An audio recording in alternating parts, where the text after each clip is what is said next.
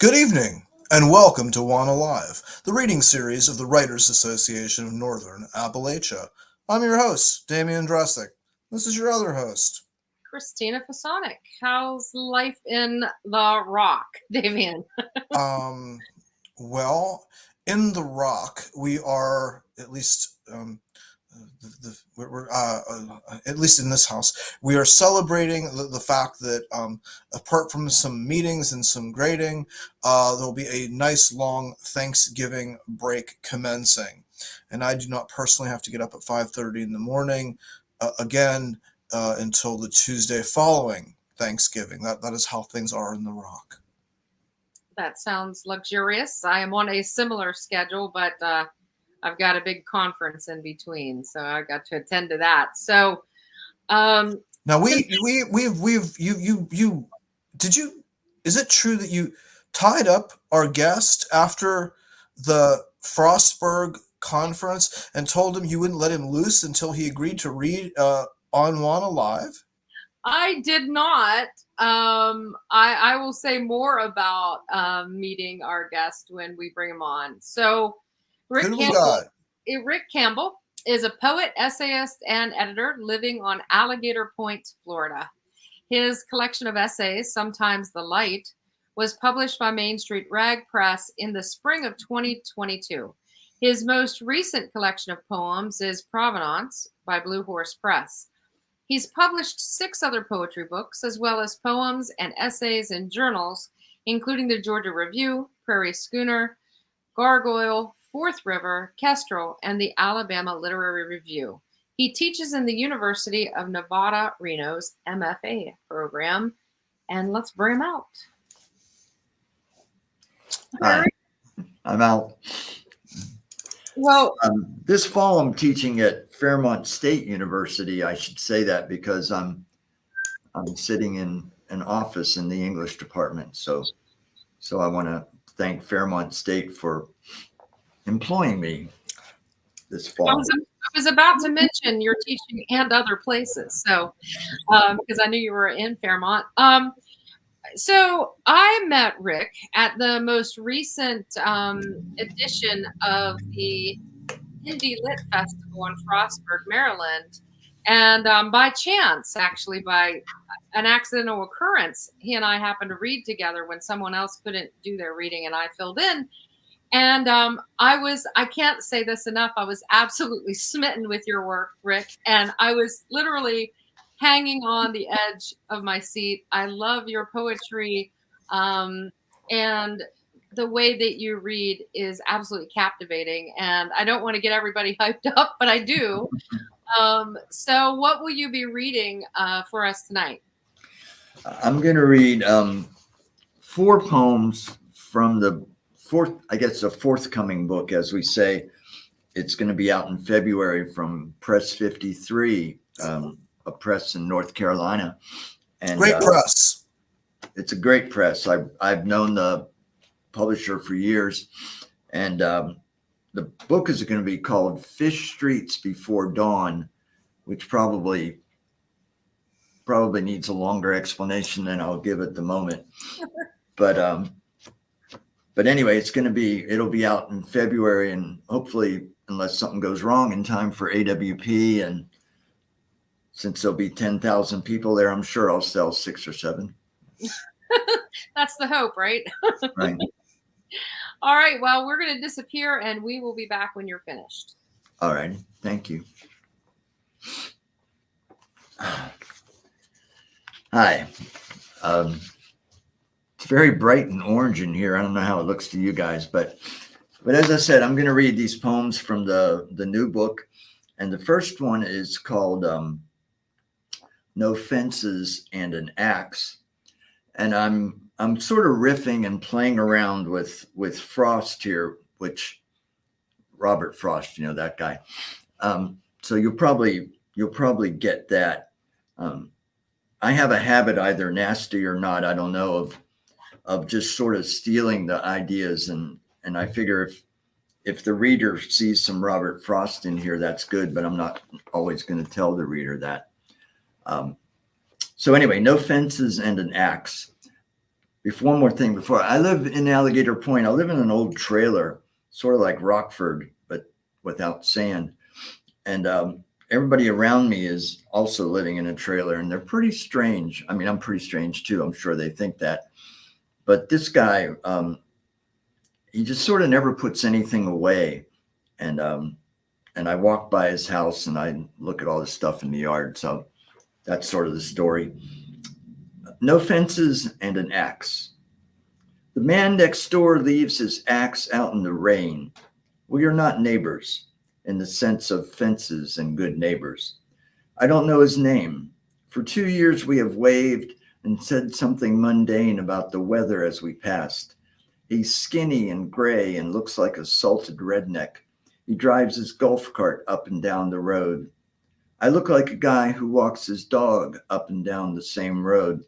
Sometimes people ask if I know so-and-so who lives on Maple Street, Oak, or Pine, and I say no. I think maybe I should. Then I think of my grandmother who, when befuddled, said to grandkids, you know who you are. I want to pick up his axe and move it out of the rain, set it on his porch. But who am I and who is he that I should step on his porch uninvited?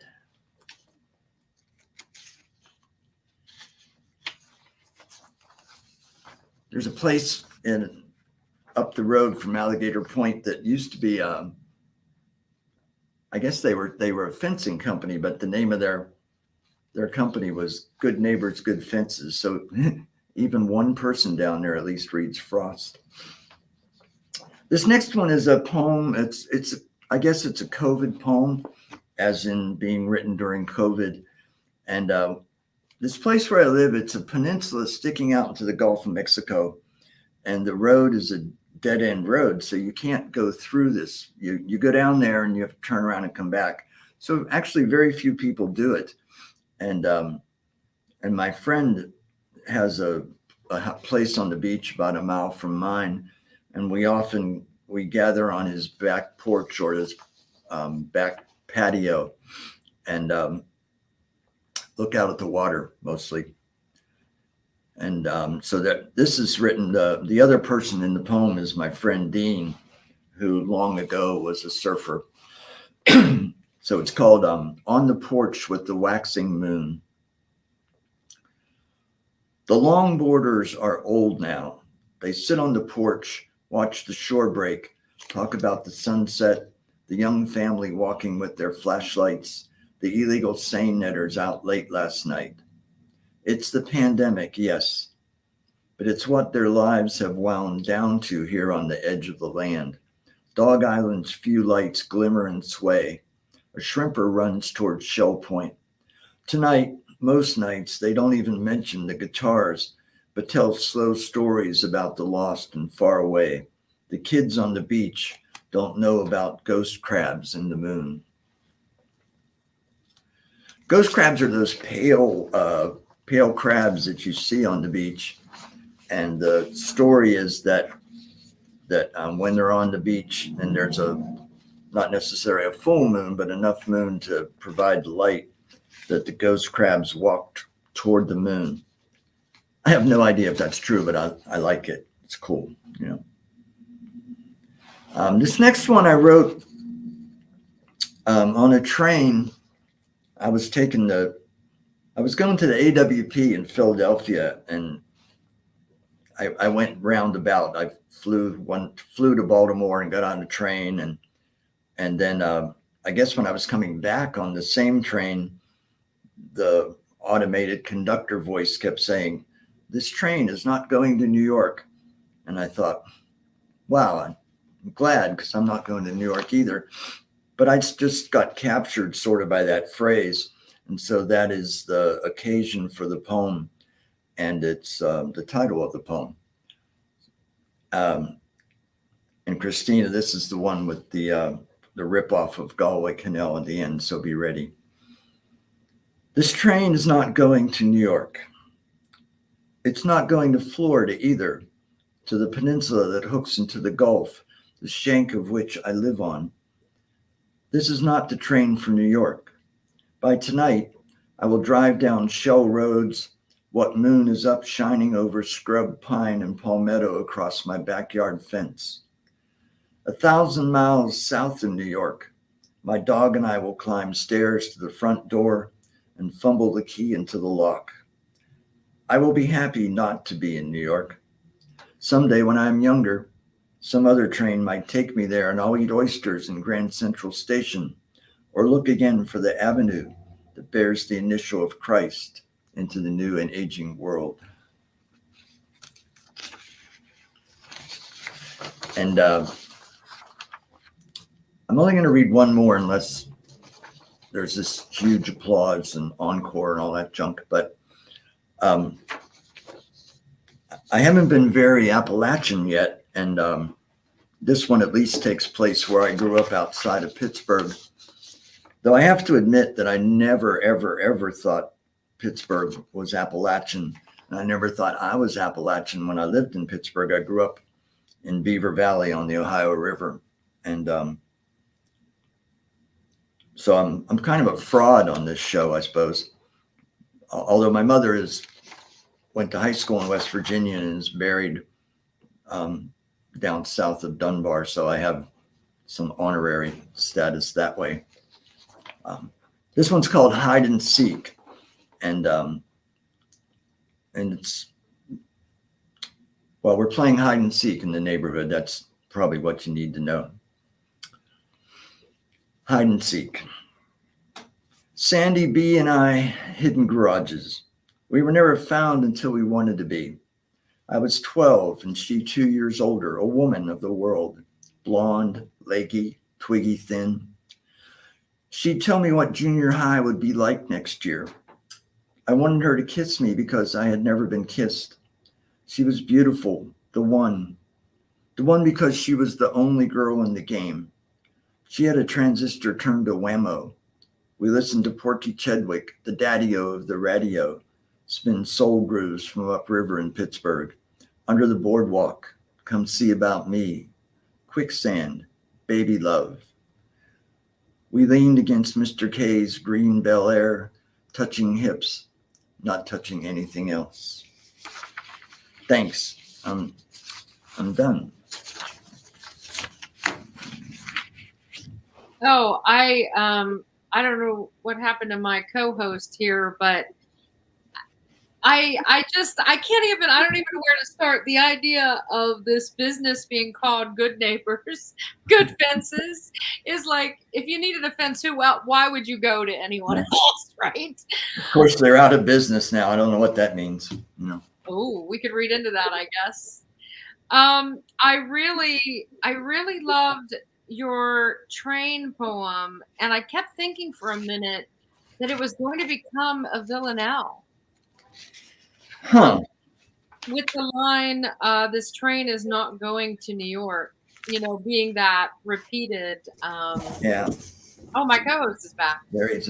I love the villanelle. I think I've written 3 or 4 of them, and it's my favorite it's my favorite form, the villanelle. I like it better than the sonnet. I don't write many of them. Maybe nobody these days does, but I like the villanelle. That's not a bad idea. Maybe I'll rewrite the poem.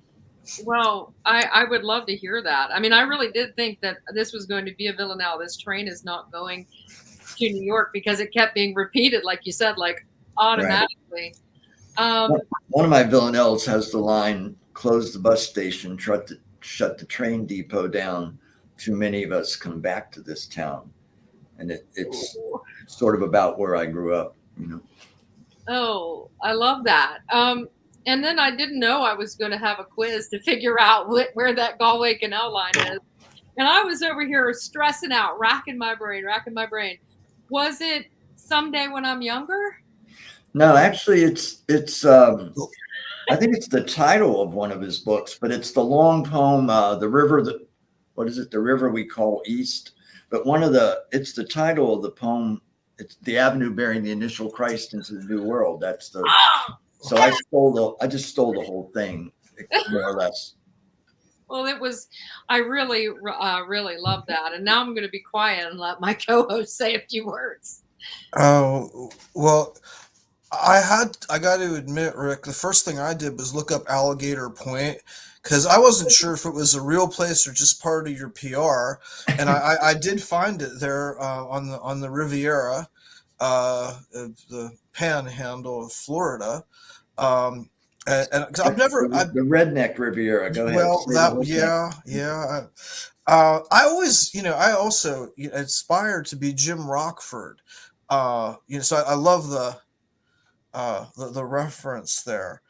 It's funny. You mentioned Whammo, WAMO, I wasn't cool enough to listen to WANO, but the popular kids at my high school were listening to WAMO. I love that poem. I thought that was fun. The woman of the world. Well, I think I look to be a few years older than you, so I'm not sure. I think the popular kids weren't popular yet in 1964, but Hmm. Well, I really love the mixture of song titles and lyrics in that, and I've always been attracted to that play of other people's words and how if people are familiar, they can hear those songs, and it sets the tone, the setting, the time period, everything with just a few words. I think that that was really enjoyable, and thank you for that. Yeah, thank you. baby love for sure. I actually, I'm planning to steal from you the line for like a campfire song. This train is not going to New York. Kind of like a this train.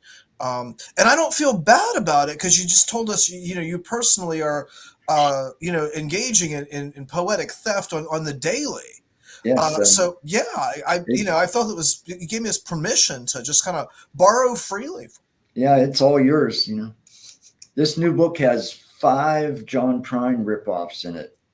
Um, 5 different poems, not 5 lines. There are 5 poems that um, either mention John Prine or just steal the line from John Prine without mentioning him because he died when I was writing it, and um, I mean everybody was like, God, I love John Prine, and I thought it's kind of weird to love somebody you've never met, Mm. but I kind of agree. I love John Prine, and then I started thinking that the only better songwriter, as far as I'm concerned, is probably Bob Dylan.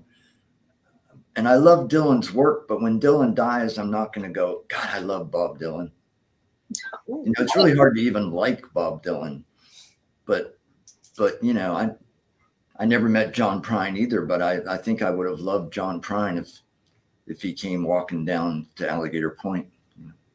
I heard someone say in an interview very recently about John Prine that he was the songwriter all the other songwriters loved because he was a very kind, good-hearted person. So Yeah, I can see that. I would assume there's a video of he's doing one of those tiny desk concerts, some kind of small intimate thing, not an arena, and Gordon Lightfoot is sitting down on the floor, just leaning up against the wall. And it's only a few years ago, so Gordon Lightfoot's pretty old. Everybody's pretty old. But John Prine, to my knowledge, doesn't know Gordon Lightfoot's there until he's like halfway into a song. And he looks and he sort of hears somebody singing along. And Gordon Lightfoot is very softly singing along. He's 15 feet away, leaning back against the wall. And Prine almost loses it. He almost stumbles off his line because he loves Gordon Lightfoot. Then he tells a story of the first time he met Gordon Lightfoot, and Lightfoot came to the club in Chicago where he was playing, and they met and they liked each other, and they ended up at 2 a.m. walking down the middle of the street in Chicago singing songs. So it was really a moving thing. But I think that's true. I think people did love John Prine. I really like that story because it gives me hope that it doesn't always hurt when we meet our heroes. Because sometimes, Oh yeah, but that gives me hope that sometimes it's a good thing to meet our heroes. So we have a comment here. It's from Karen Wyatt, one of our regular watchers. And she says, evocative storytelling, love this work. And I agree with Karen. It's good storytelling. Thanks, Karen. And well, this book comes out in February. Will you be reading anywhere that our audience might be able to find you in between now and then? Hopefully, although I'm still trying to get it set up, and I think the first readings, well, I'll do something in Kansas City for AWP if anybody. I mean, there will be a couple writers out there. Maybe they'll buy. And then I'm setting up a bunch, and I want to read in Florida in March and April, and so right now, the only thing I know about is Kansas City, but I'll probably get some things in Georgia, and if a couple friends can get me something up in Pittsburgh, I'd like to go back up there, and there won't be a press PR travel budget for this book, so I have to try to link 3 or 4 things together to justify coming up, 900 miles up to do something. But I really do want to read in Pittsburgh, and I'm sure maybe my friends in Frostburg will get me back over there. And of course, I should be able to do something here in Fairmont. And who knows? Well, we will definitely be on the lookout for an appearance and also for your book when it comes out in February. So thanks again, Rick, for being on the show. And despite what you say, a lot of your work is in fact set here in Appalachia. And I think I bought half of those books when I saw you at Frostburg. So it is very, very good poetry. Here's one short tidbit. I live on Appalachia Bay, and the Indian tribe that, Navarrez and DeSoto, that they found when they came through the Panhandle were the Appalachian Indians. And so that got turned into Appalachian by the Spanish that ends in a CHEN, which then eventually gets turned into Appalachian, so I live in the etymological origin of the Appalachians. You're an uber Appalachian. I am the first. An Appalachian. I live where the first Appalachians lived. How's that? No, I love that. I love that. Well, you can take the Appalachia out of there, however that goes. Right. All right. Thanks a lot, Rick. Thank really you. Appreciate you coming on tonight. Okay. Right. My pleasure. Yes, thanks, Rick. And everybody, next week we have Nora Shalloway Carpenter on, and a special Thanksgiving giveaway, which we have never done before, and we are really excited. So tune in next week. Have a great night, y'all. Thanks for watching.